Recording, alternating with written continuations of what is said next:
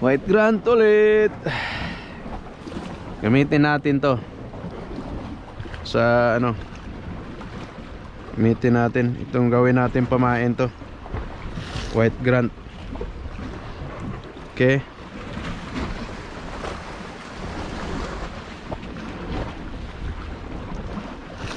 ating pamain sa ano natin, malaking taga.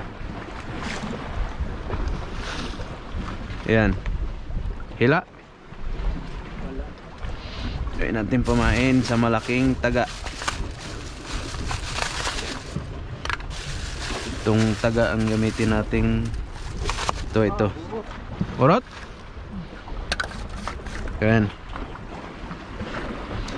So, ayon sa mga pag-aaral, dapat gumagalaw siya.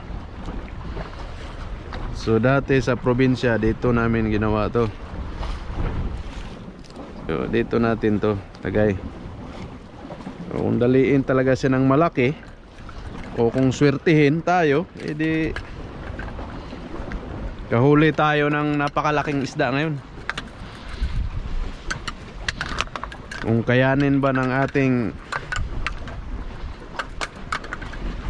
habaan natin.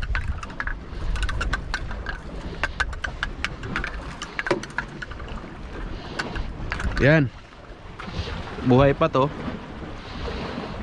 Yun, natapin sa malayo. Yun,